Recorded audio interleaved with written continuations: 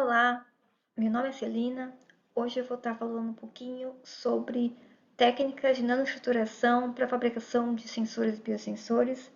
Primeiramente, eu gostaria de agradecer ao Dr. Luciano pelo convite.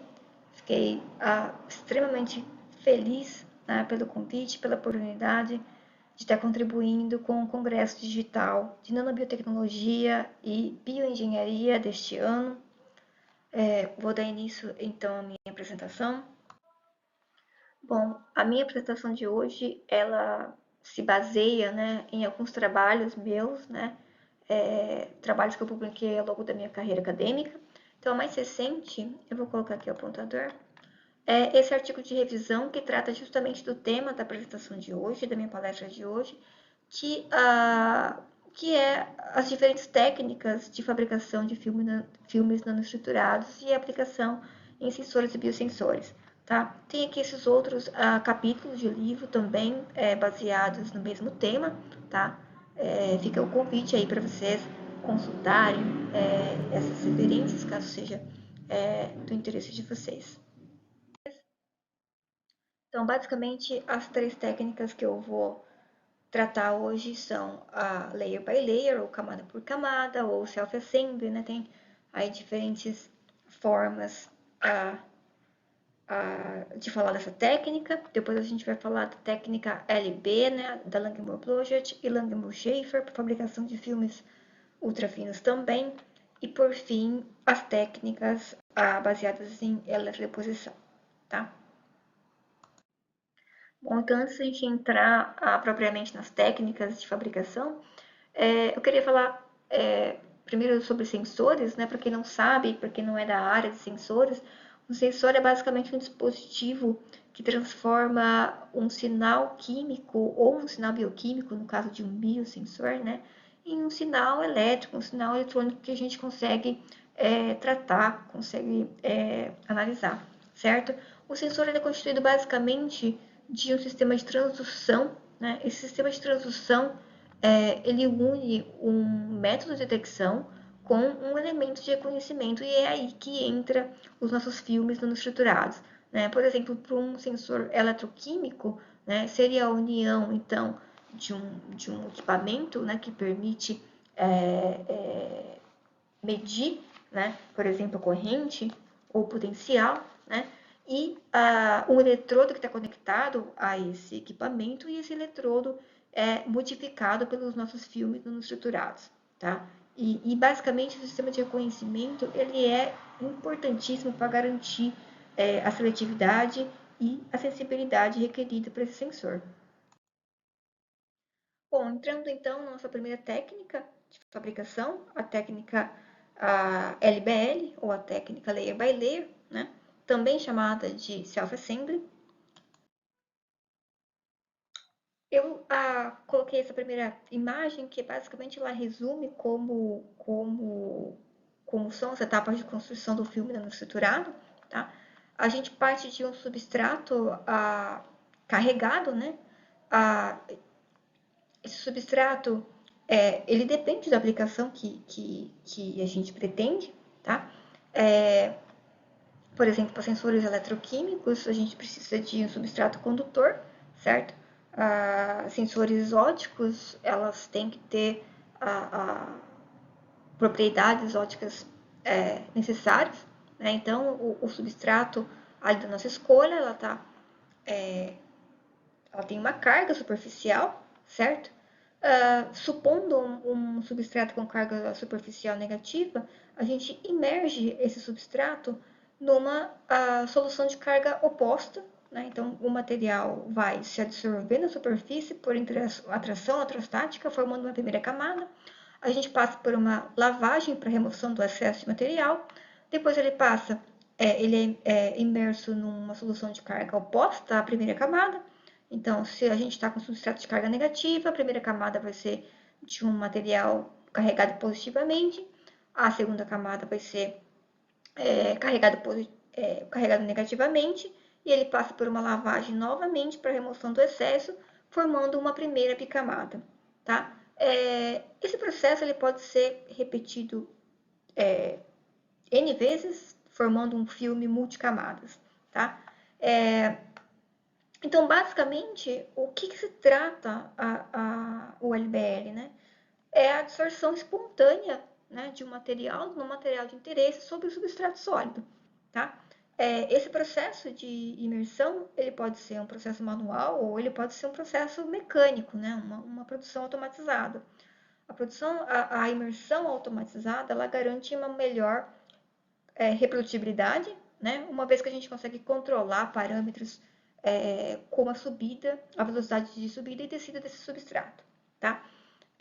Os parâmetros que a gente pode controlar aqui para otimizar o crescimento de um filme LBL, né? Por exemplo, o tempo de imersão, a concentração dessas suspensões, de soluções, né? O pH, a força iônica, tá? Estão entre os parâmetros experimentais que a gente consegue modular, tá? Inicialmente, quando ele foi proposto, o LBL ele foi focado para polieleitrólitos, né? Ou seja, polímeros carregados. Né? Mas hoje, uma infinidade de materiais podem ser aplicados na construção de um filme LBL, por exemplo, nanopartículas, né? Derivados de carbono, como é o caso do nanotubos de carbono e o óxido de grafeno, óxidos, sulfetos em geral, e moléculas orgânicas de interesse, como perilenos, ftalcianinas, tá? E o que rege aqui, né, o que é importante aqui, é que o material de interesse, ele forme uma suspensão homogênea, certo? Então, a grande maioria dos trabalhos se baseia em soluções aquosas, mas existem trabalhos também, né, que falam da possibilidade de trabalhar com soluções, com suspensões orgânicas, tá? O mais comum, né, tradicional, é trabalhar com imersão.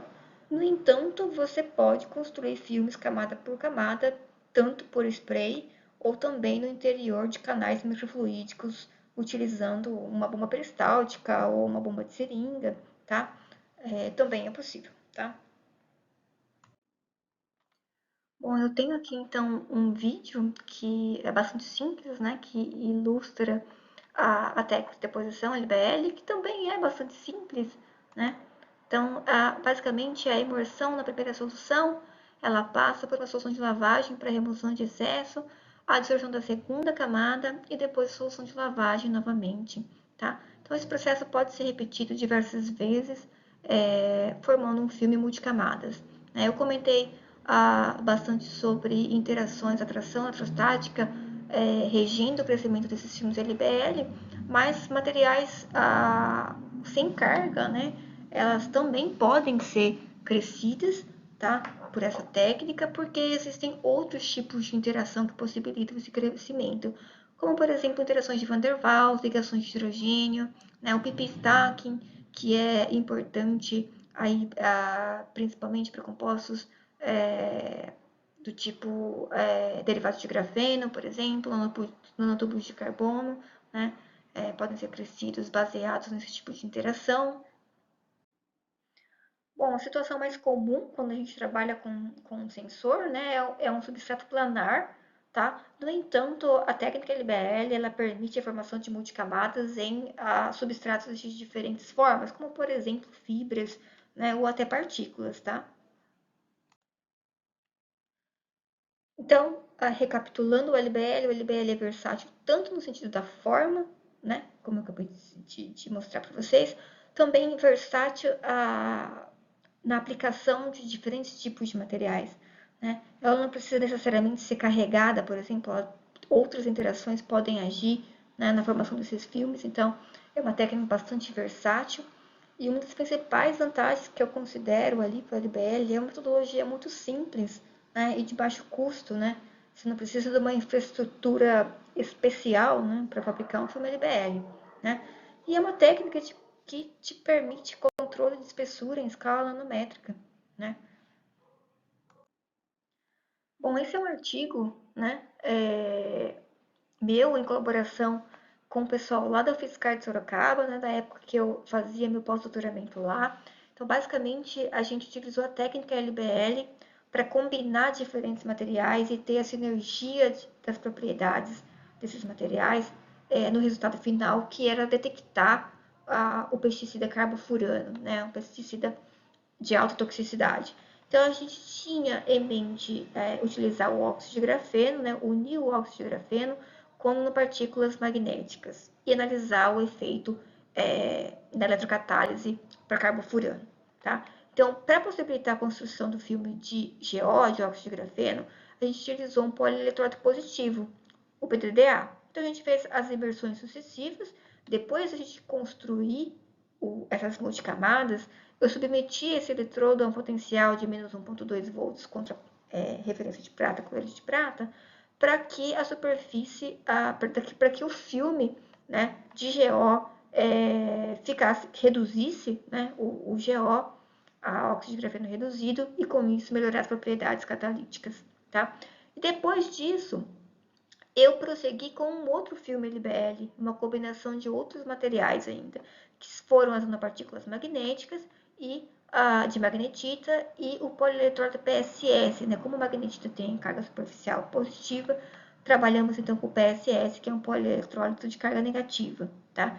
Comparando depois o resultado de detecção utilizando a voltametria de pulso diferencial, a gente verificou aí o pico de oxidação, né, para detecção, e quando a gente compara com filmes compostos somente por uma das partes, né, PDDA, GO reduzido, ou somente uma partícula magnética com PSS, elas isoladamente não tinham o mesmo desempenho de um filme composto pela combinação desses materiais. Então, daí a importância, né, de ter uma técnica versátil, simples e versátil, que permite você combinar os diferentes materiais.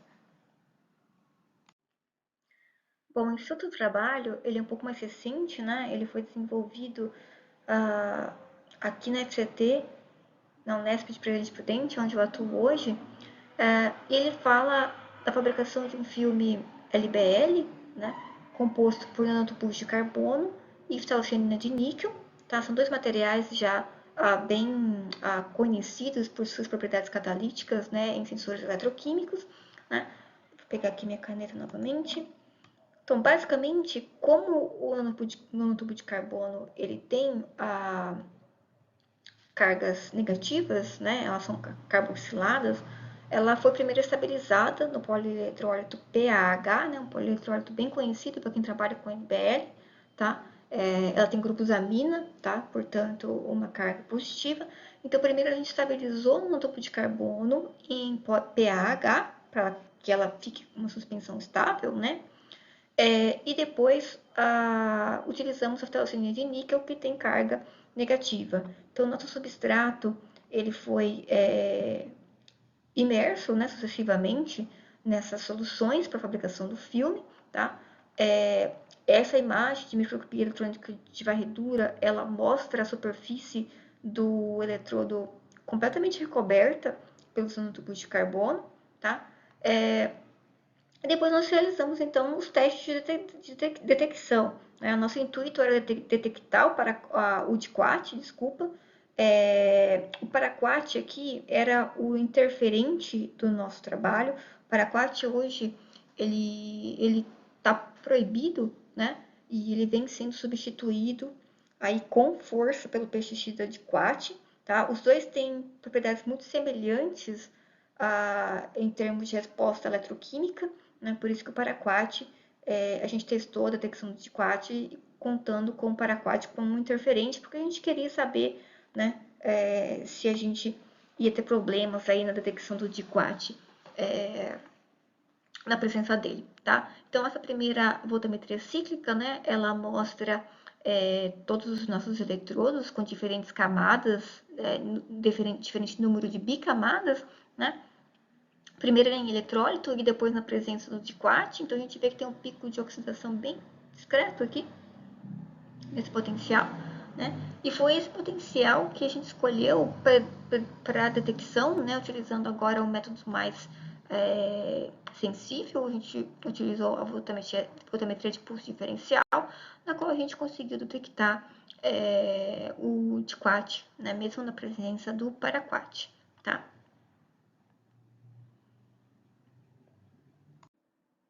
Bom, partimos então para a técnica de Langmuir-Blodgett e Langmuir-Schafer, né? São técnicas, são filmes, na verdade, né, que utilizam de uma técnica um pouco mais sofisticada, né? Em contrapartida, garantem um controle de organização molecular em nível. Bom, para se depositar um filme LB ou um filme LS, a gente precisa primeiro começar estudando a monocamada de Langmuir, né? Para a gente fazer uma deposição ou até mesmo para estudar uma monocamada de Langmuir, a gente precisa de um equipamento chamado cuba de Langmuir, tá?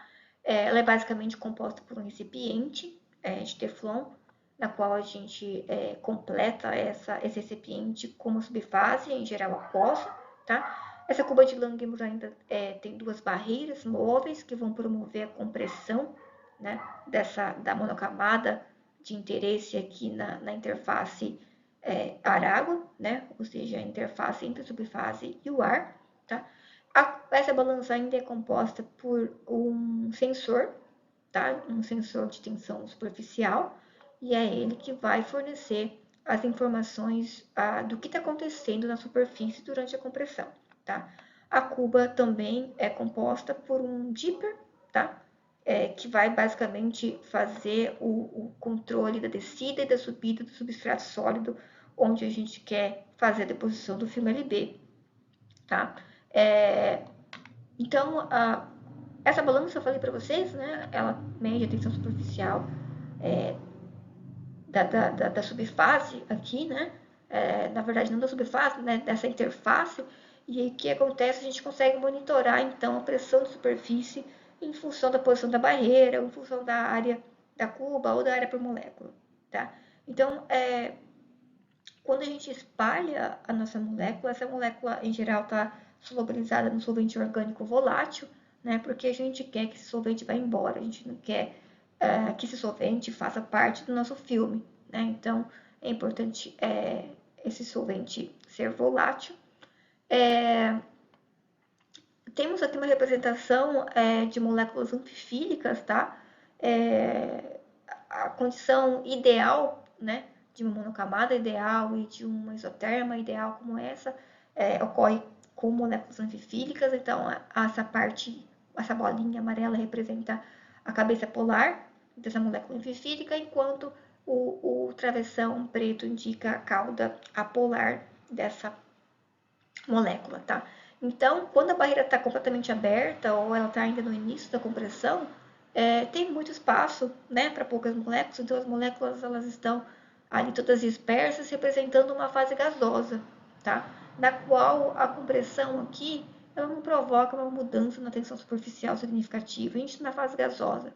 Ao passo que quando você continua essa compressão, as moléculas vão adquirindo um certo grau de organização, né? Representada aqui por essa rampa, né? Essa primeira rampa da isoterma, né? Que seria a fase líquida.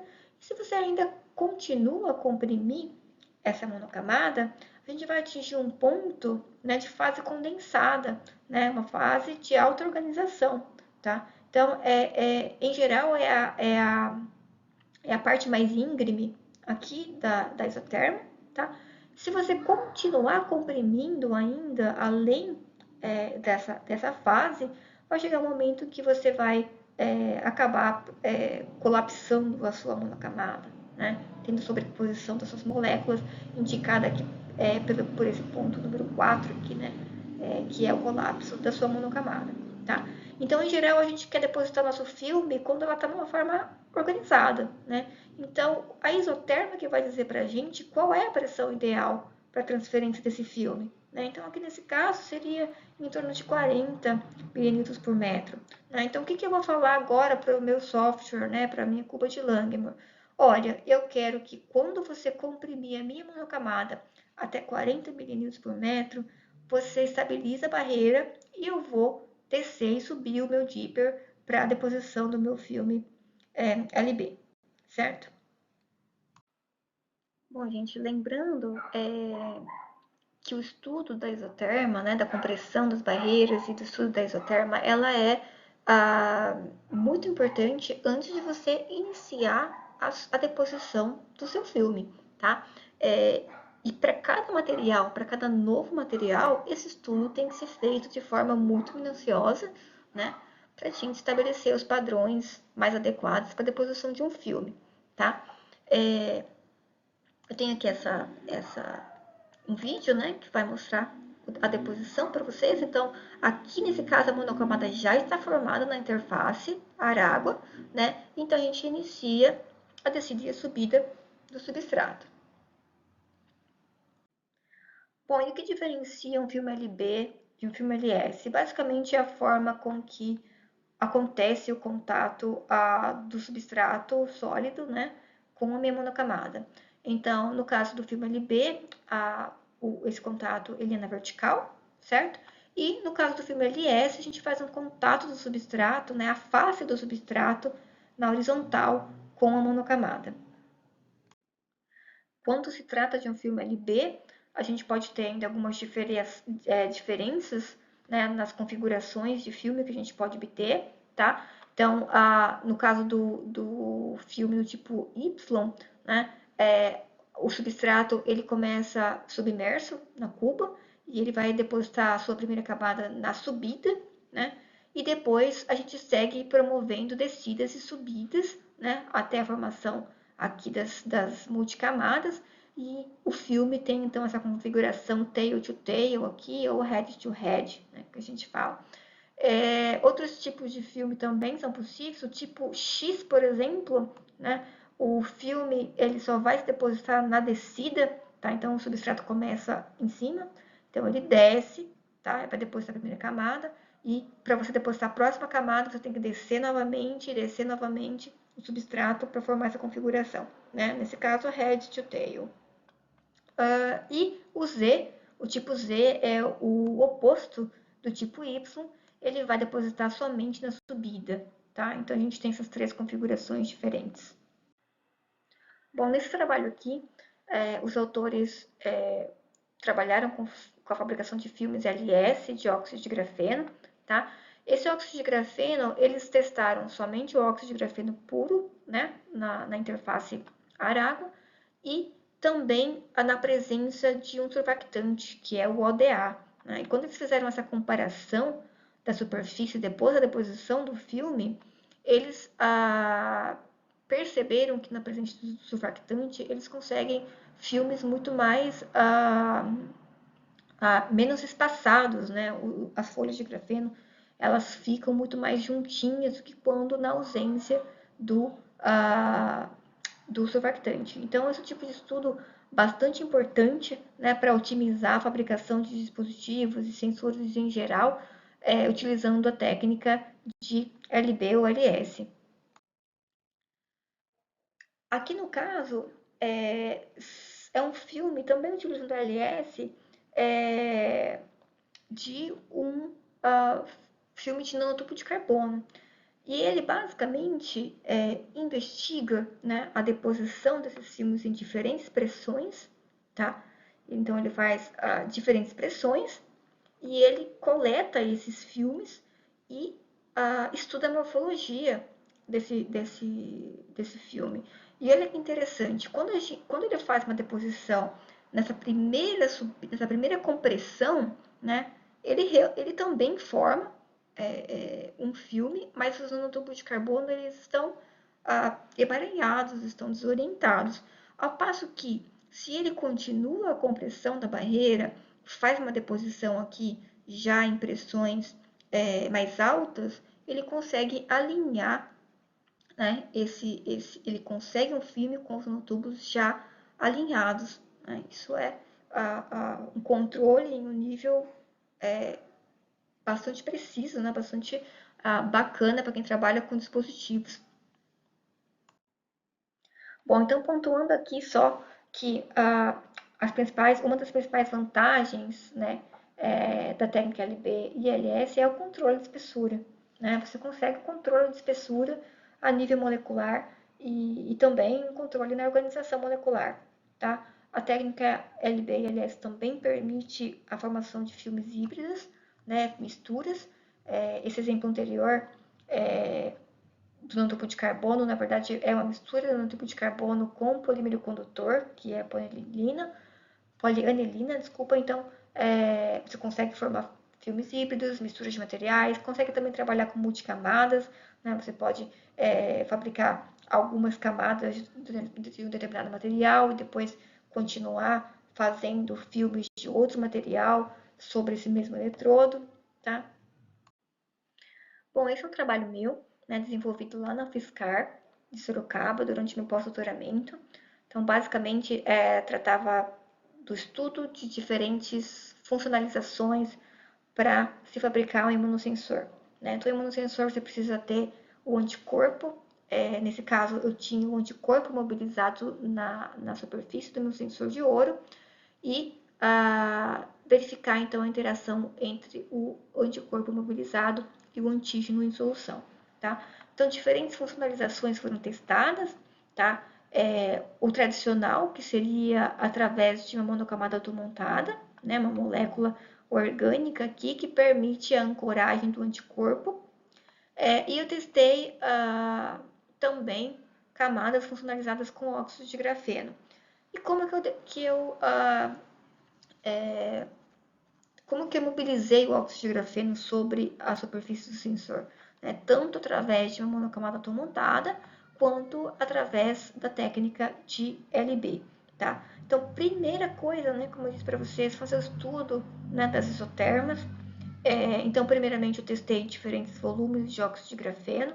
Dá para notar já de cara que essas isotermas elas não são aquelas ideais, né, que acontecem para compostos anfifílicos, né, mas mesmo assim deu para perceber que o óxido de grafeno ele tem uma atividade superficial, né, então ele tem uma variação aqui de pressão superficial, pressão de superfície durante a compressão, né, e eu fui variando diferentes volumes de óxido de grafeno, entre 15 ou 20 ml de óxido de grafeno aqui já dava para ver que não se variava muito, então eu optei trabalhar sempre com 15 ml de óxido de grafeno.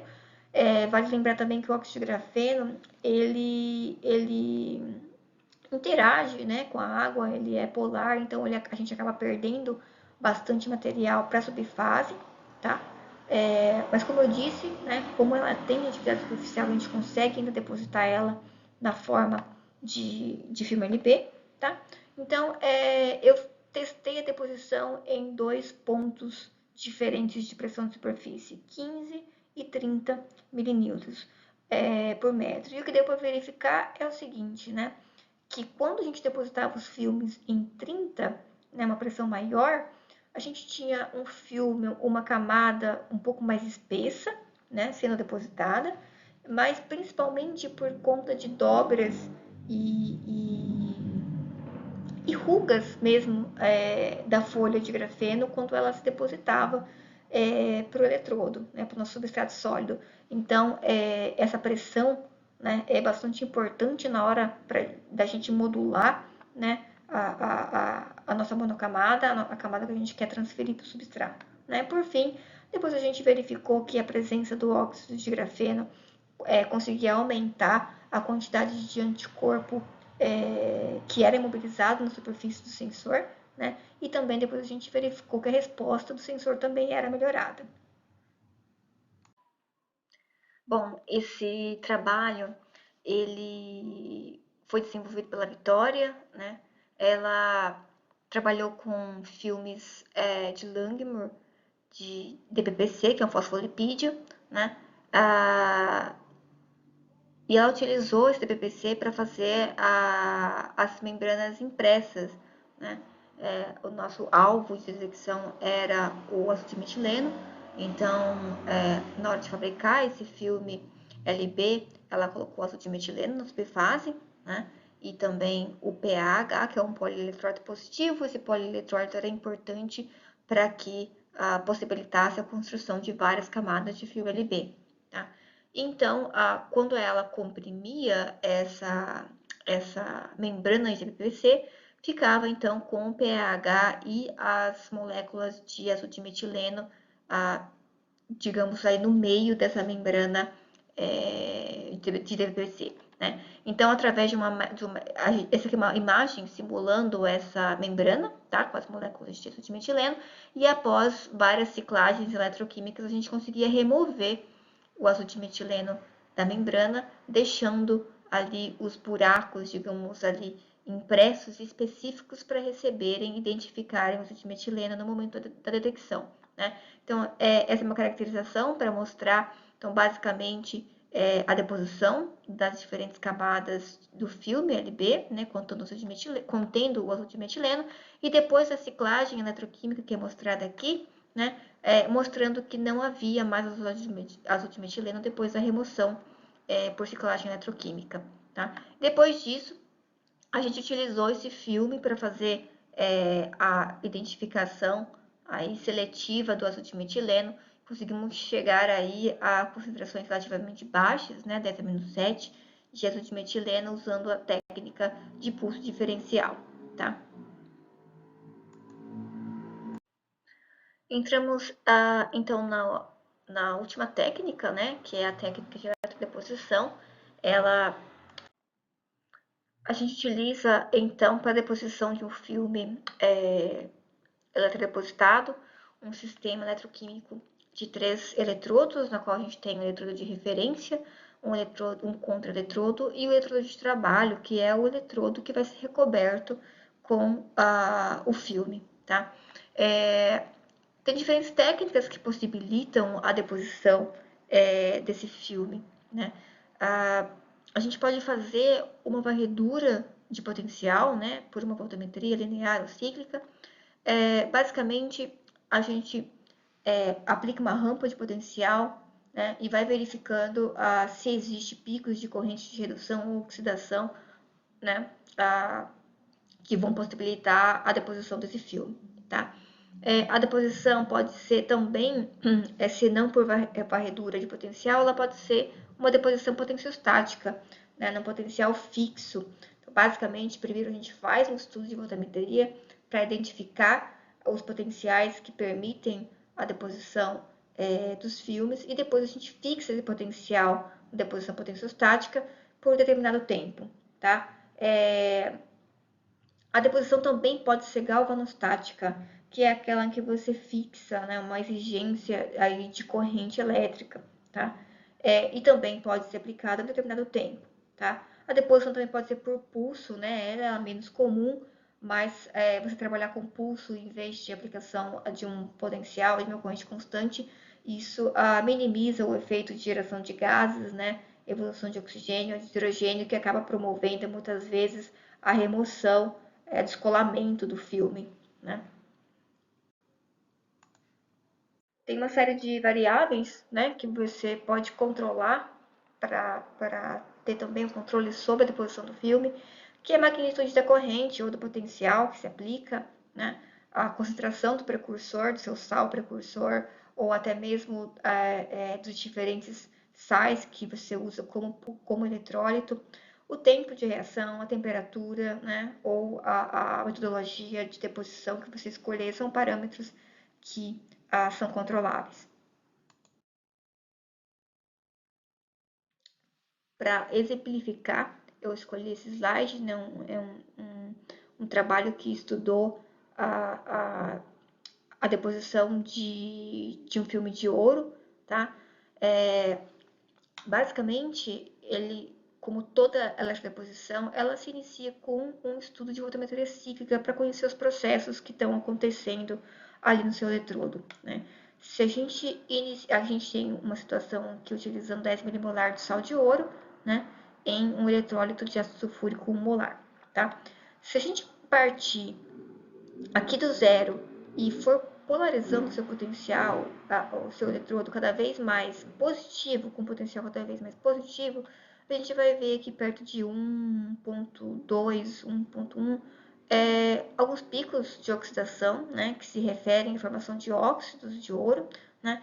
Quando você inverte a varredura de potencial, agora varrendo para potenciais cada vez mais negativos, a gente perto de 1 volts, você já tem um pequeno pico de redução, né? Que é um indicativo de nucleação, né? Das primeiras nanopartículas de ouro, e conforme você continua varrendo na direção aqui do negativo, você tem um pico agora mais evidente, né, de redução. E conforme você continua varrendo para o negativo, você tem aqui outros processos, né, incluindo aqui um aumento de corrente bastante significativo, corrente de redução, né, que já seria a união aí tanto da redução do ouro quanto da evolução de hidrogênio, tá? Se a gente fizer uma eletrodeposição no potencial de 1 volts, né, essa imagem de microscopia eletrônica mostra para a gente, né, que já tem muitas partículas pequenininhas, né, partículas pequenas, recobrindo a superfície, né? Ao passo que se você submeter esse eletrodo a um potencial já mais negativo, ali perto de 0,4, né, você continua polarizando para o negativo, você já tem uma formação de um filme praticamente regular, né, na superfície do eletrodo. Se você continua polarizando cada vez mais negativo, você chega ali em menos 0,3 volts, seria essa imagem aqui, você já tem a formação de estruturas dendríticas, né? Por quê? Porque eu estou submetendo o meu eletrodo a um potencial já tão negativo que o processo tem que acontecer de uma forma muito rápida. Então, ela vai começar a acontecer de forma mais acelerada nos picos, né? Nas regiões mais altas. Então, você tem essa formação dendrítica. E acontece de uma forma muito mais intensificada, né? Se você fizer uma deposição ali num potencial bem mais negativo, que é o caso dessa imagem aqui de baixo, tá?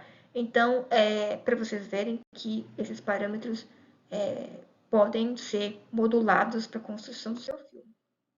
Então, essa deposição, ela é relativamente rápida e de baixo custo, né? Ela fornece filmes de alta pureza, ela tem aplicabilidade industrial, né? Lembrando que o eletrodo não precisa necessariamente ser plano, tá? Ela possibilita a formação de diversos formatos de nano e microestruturas, tá? A gente consegue modular isso também. O exemplo que eu dei para vocês dos filmes de ouro, né? E estruturas dendríticas, tá? Modulando o potencial. Permite o controle das proporções, por exemplo, em ligas metálicas, né? Se você tiver uma mistura de metais e você modular, ora o potencial de redução de um, ora o potencial de redução do outro, você consegue formar estruturas híbridas, né? E até multicamadas, desde que você aplique os potenciais específicos para o material que você quer depositar naquele momento, tá? Eu tenho aqui um exemplo de um artigo meu, né? Ele une as duas técnicas de deposição de filme, né? A eletrodeposição para a formação de uma primeira camada, né? Do azul da Prússia. O azul da Prússia ele é um mediador de elétrons, tá? O mediador de elétrons, a função dele num sensor eletroquímico, num biosensor eletroquímico, né? Mais especificamente, é facilitar a detecção do analítico, que no caso aqui é a dopamina, em potenciais menores, né? Quando a gente consegue potenciais menores, potenciais menos negativos, né? Ou menos positivos, né? Quanto mais próximo ali de potenciais baixos, menos interferências a gente identifica, né? Menos interferências a gente tem. Então, para isso que a gente usa as camadas de mediadores. Então, o mediador, que é o azul da Prússia, foi depositado, né, na forma de deposição potenciostática, aqui, e depois, sobre ele, foi construído um filme LBL. No caso, um filme LBL contendo a enzima monomina oxidase, que era a enzima responsável pela oxidação da dopamina, tá? A gente testou tanto enzimas livres, fabricadas pela técnica de LBL, quanto enzimas imobilizadas em lipossomos também, tá? O que acontecia aqui para o sensor funcionar? A dopamina, na presença da monoamina oxidase, que estava aqui, né, fazendo parte desse filme LBL, ela produzia, o dopal produzia o peróxido de hidrogênio. O peróxido de hidrogênio, então, difundia por essa camada, daí a importância de ter um filme nanométrico, né? Tem que ser uma camada muito, muito fina para possibilitar essa difusão. E o peróxido de hidrogênio, quando chegava aqui na camada composta pelo azul da Prússia, ele era reduzido, dando então o sinal de redução, né, na presença da dopamina. Então, comparamos aqui em cima a monoamina oxidada livre e aqui a mesma enzima, agora imobilizada nos lipossomos. E basicamente a gente viu que a monoamina oxidase imobilizada no lipossomo, ela era capaz de manter suas propriedades de ação catalítica, né, para oxidar dopamina, e com isso ela exibia então uma sensibilidade melhorada, tá? Bom, esse último trabalho é um trabalho que fala da eletrodeposição de ftalocianina tetrasulfonata de níquel. Então, ela foi depositada mediante várias ciclagens na solução de ftalocianina tetrasulfonada, né? E conforme a gente depositou essas camadas, a gente vê que o par de oxidação, o par redox do níquel aumentou progressivamente, comprovando a nossa eletrodeposição, e posteriormente a gente ainda eletrodepositou algumas camadas de nanopartículas de ouro também, pelo método de voltametria cíclica. Tá? Esse conjunto, né, níquel, ftalocianina de níquel e nanopartículas de ouro, né, ela foi utilizada para detecção tanto eletroquímica como via SIRS, né, Raman amplificado por superfície, para identificar a dopamina também. Então, basicamente, a gente tinha o par redox da dopamina aqui aparecendo, né? E depois, e com muito mais evidência aqui, quando o filme continha tanto ftalocianina quanto a partícula de ouro, né? Então, a gente tinha aqui um sinal melhorado. E também, por SIRS, a gente observava os picos, né, característicos da dopamina, principalmente quando a gente aplicava o potencial de oxidação, tá? O potencial de redução a gente não via com tanta evidência, mas quando a gente aplicava o potencial de oxidação, a gente via com facilidade o pico da dopamina, tá? Bom, eu termino aqui então minha apresentação. Eu agradeço a atenção de vocês, agradeço também aos órgãos de fomento, né, que têm apoiado a minha pesquisa aí ao longo dos anos, tá? Disponibilizo o meu contato, caso vocês tenham alguma dúvida, ou queiram entrar em contato comigo, tá bom? Muito obrigada e até a próxima.